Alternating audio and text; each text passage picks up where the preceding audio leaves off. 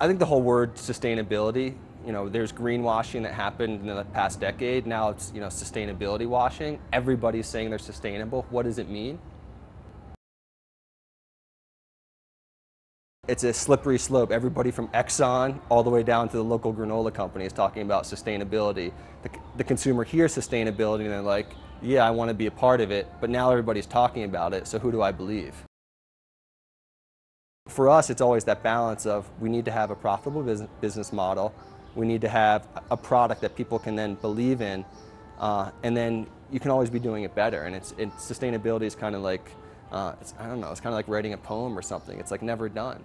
You're always going to have to recraft it based upon what's going on at the times, what's going on in the business, what your business can do with its financial resources, what it can do with its human resources, and what it can do to make sure that the consumers that are purchasing the product understand the benefits of the practices that you're putting in. So it's a very difficult line, and it's always changing. Sustainability to me means being able to create something that enhances people's experience in the world, do so while you're minimizing the impact of what you're doing, and finding a consistent way to think long-term, well into the future, so that when you're done, at the end of the day, you can look back and say, with pride, we created that and we left it for the next. The biggest challenge that I see to sustainability, not just in agriculture, but in the marketplace today, and I think it affects all of us in the natural industry, is that there's sort of a turn and burn type of attitude that we're based on short-term outcomes. Where, and I love entrepreneurship, I love building new businesses, but when you think about it, it tends to be based on what can you do in 3 years and then sell it off. My background, and I think the background in agriculture, is it's based on you're trying to build something to pass along to your kids, to your grandkids, to future generations. And when you think about that long-term view, yes, you have to be economically sustainable in the short term, but there's a frame of reference that you use in doing that just changes the way that you manage animals, you manage the land, you manage the relationship with your customers. When you peel back the onion of how we do things, the company has made amazing choices throughout the years that when you add it all up, I think it defines sustainability. My goal as the steward of this company is just to continue to allow for the people to make great choices, whether it's our employees or retailers around us or our community. And it's funny, I've never really thought about it as sustainability, but I think that it's really just a platform for doing good.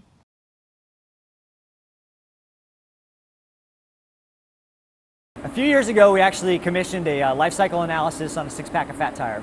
And we measured all the inputs up and down the supply chain. So everything from growing the grains to transportation to cold storage in the cold box. And we looked at that, and there was some fairly damning evidence of the carbon that it takes to make a 6-pack of fat tire. Turns out it's about the equivalent of cutting your grass for an hour and a half.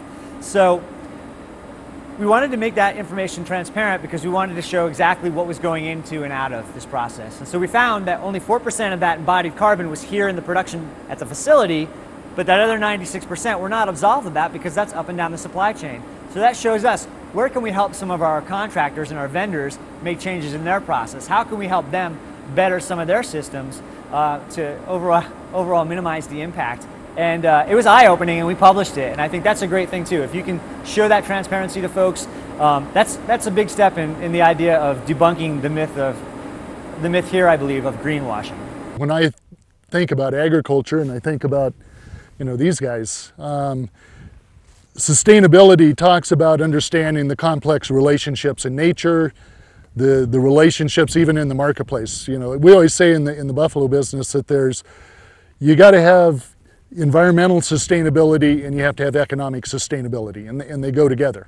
And the thing that I think that is really encouraging right now is that as we're building this business, we're building it because the customers out there appreciate the fact that the ranchers are taking care of the land. They're taking care, they're really helping to restore these animals to the prairies and the pastures and the rangelands across the country. We're very proud about a lot of the decisions we made regarding the planet.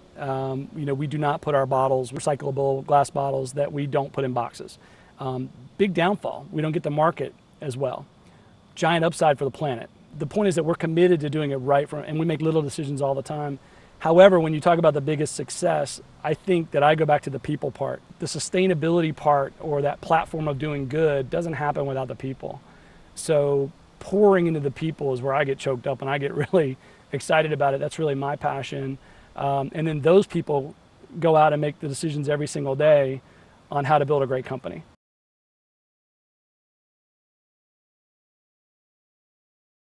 The advice I have is, as we grow the whole natural food industry, is that we need to make sure that we don't compromise our core values. What we do every day through our diet is tied into the way that food is produced and the land is treated. And the more that we try and build those relationships on trust and authenticity, I think we can continue to build this industry. It's not about being big or being little, it's about being authentic, it's about being true to the basic principles of sustainability. We talk about what's working here, and we also talk about how can we communicate outward, and what can we do, again, to work with our supply chain up and down, because there's a bottle industry that supports not just brewing, but also the soda beverage, soft drink and beverage industry, and all these other industries are using a lot of the same types of technology.